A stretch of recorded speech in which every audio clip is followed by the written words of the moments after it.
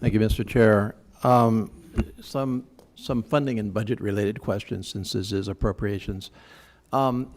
First of all, just a really simple, I think it's a simple question. Are we expecting that further funding requests will come through on supplemental appropriation requests, or is anything now being built into the FY 2024 base budget related to Ukraine, or do you know yet? I know that there's work ongoing to build it into a base budget, yes. And we are not ruling out coming back to you and requesting a supplemental, but I don't have a specific plan or a figure for you at this time. Do you know yet whether the range of requests related to FY 2024 would be roughly comparable to what we have already committed, the 113 billion roughly? Because now that's obviously, there's a lot of uncertainty in the answer to that question, but we've been through a pretty intense war for 1 year now. At 113 billion. Now that's not just defense related, it's humanitarian, it's other assistance.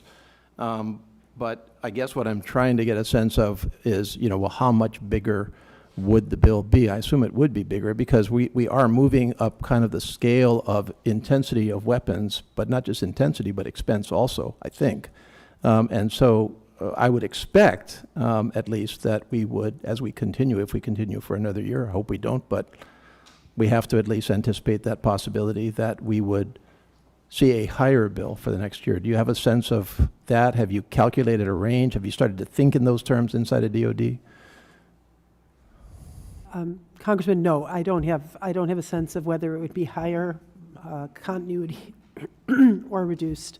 I just know that we are planning for the kind of, like I said, effective deterrent force that Ukraine will need to be able to present too difficult of a task for the Russians. Okay, fair enough. I guess maybe it's a rhetorical question because, I mean, certainly I think from budgeting for this all, you would want to have some pretty reasonable ranges as we go through it so that we can be realistic and not just, have to go to a supplemental every 3 months or 6 months or something like that.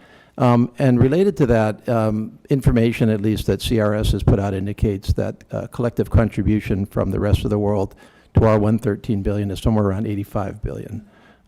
So obviously that is not 113 billion, so we're carrying the cost of this, but are there, to your knowledge, of discussions, and that 85 billion, the EU countries, somewhere around 55 billion.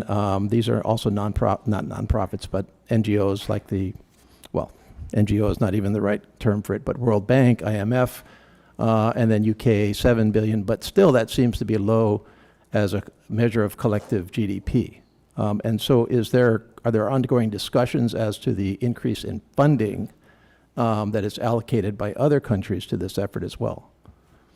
Congressman, I would need to refer you to Treasury and to state on the broader funding for Ukraine that you refer to, humanitarian, economic reconstruction. On the DoD side, on the defense side, our numbers show that the United States has provided just over 30 billion in assistance, and European countries, members of the UDCG, have provided about 19 billion. So it comports about with your numbers. I will say that the United States is only 8th in the world in percentage of GDP in providing security assistance to Ukraine. Top of the list are Estonia and Latvia, who've each provided 1% of their GDP. Yeah, and I recognize that, and that's to be valued, but there are other countries that are full partners in this that have much lower contributions of defense to GDP.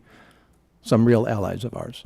We work on that every month at the UDCG cool. meetings, sir. General, I'm really happy you talked about China because, to Mr. Cole's parochial, my parochial is the Indo-Pacific, being from Hawaii.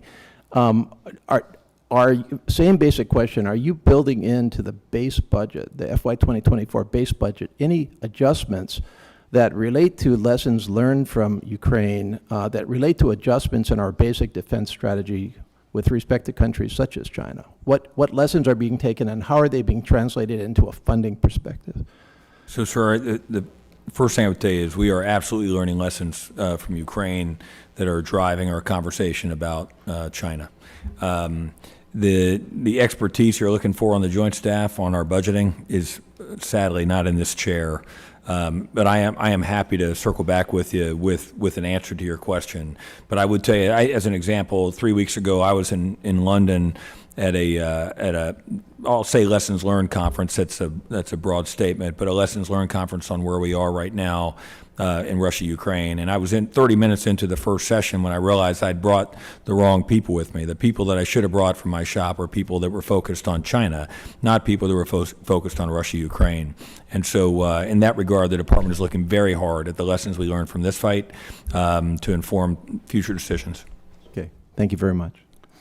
Thank you. On the issue that Mr. Case brings up on our allies, I think a lot of people are concerned of it, especially Germany has not seemed to step up to the plate as much as they should, I would think, especially since they're right there in the neighborhood.